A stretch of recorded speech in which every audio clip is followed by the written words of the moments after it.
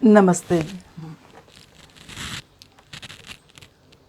गुरु वही होता है जो शिष्य पर अनुग्रह कर उसकी क्रिया शक्ति को अंतर्मुखी जागृत करने की क्षमता रखता हो।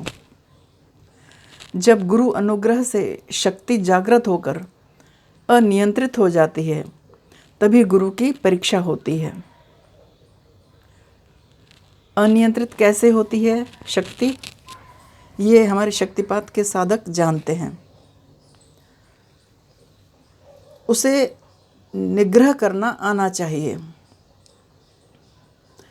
निग्रह का अर्थ भी दो प्रकार से लिया जाता है। यदि शिष्य से कुछ अनुचित व्यवहार हो जिससे अप्रसन्न एवं रुष्ट होकर गुरु शिष्य को दंडित करना चाहे तो उसकी क्रिया शक्ति को रोक देते हैं। क्रियाएं नहीं होती हैं, अनुभूतियां नहीं होती हैं। क्रिया शक्ति के बंद हो जाने पर शिष्य को अपनी स्थिति का पता लग जाता है। कभी कभी हमारे जो साधक हैं गुरुदेव के पास आते थे, जिसको गुरुपद प्राप्त है उनके पास अब जाते हैं, अब गुरुदेव नहीं रहे, उनकी क्रियाएं बंद हो जाती हैं तो वो चिंता में पड़ जाते हैं। क्रियाएं बंद हो गई तो साधन में बैठने का क्या महत्व है। क्रियाएं होनी चाहिए ना। क्रियाएं क्या होती हैं ये हमारे शक्तिपात के साधक जानते हैं। तो उसे अपनी स्थिति का पता चल जाता है कि किस कारण से ये क्रियाएं बंद हो गई हैं। तो गुरु के पास जाते हैं, उनसे समाधान प्राप्त करते हैं। तो शिष्य से अगर कुछ गलती हो जाए, कुछ त्रुटि हो जाए तो हमारे यहाँ तो ऑटोमेटिक क्रियाएं बंद हो जाती हैं। फिर गुरु के पास जाना पड़ता है। इसलिए हमारे यहाँ गुरु का महत्व बहुत ज़्यादा है। फिर शिष्य पश्चाताप करता है। गुरु यदि चाहें तो प्रायश्चित करवा कर पुनः शक्ति को क्रियाशीला बना देते हैं।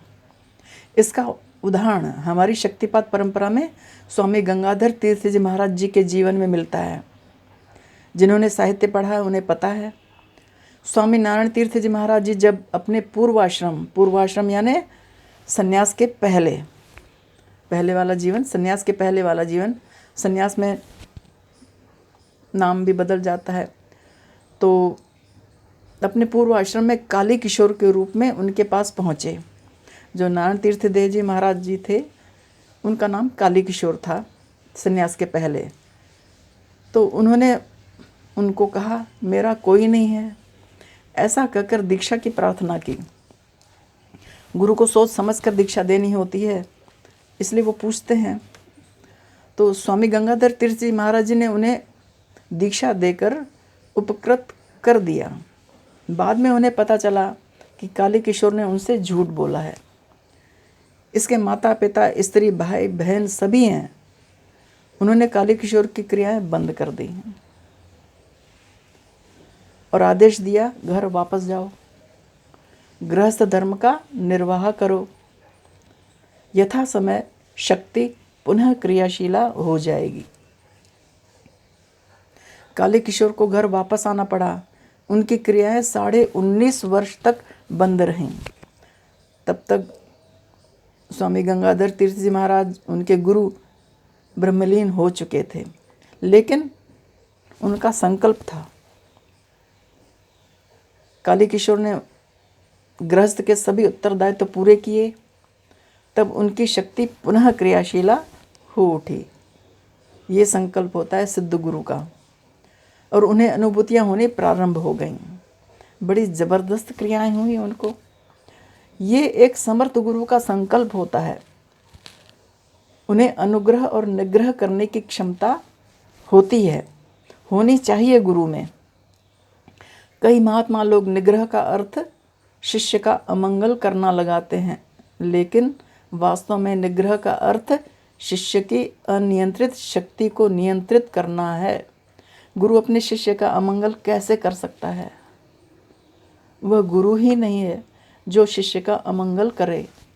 ये तो दीक्षा में जब वो संकल्प लेते हैं तो गुरु के कल्याण का संकल्प लेते हैं। इसलिए वह अनिष्ट तो कर ही नहीं सकते। लोग गलत अर्थ निकालते हैं। तो अनियंत्रित शक्ति को नियंत्रित करना ही निग्रह है। इसलिए गुरु वही है जो अनुग्रह और निग्रह करना जानता हो। जब गुरु कृपा की वर्षा भक्तों पर होती है ना, तो भक्तों का सारा शरीर तथा तन मन प्रेम रस में वर्षा के जल से भीग जाता है। प्रेम रूपी वर्षा के जल में भीग जाता है। उसे एक विचित्र नशा चढ़ जाता है। कैसा नशा? आध्यात्मिक नशा। ये साधारण नशा नहीं जो चढ़ के फिर उतर जाए। अलौकिक नशा। यह नशा अलौकिक है।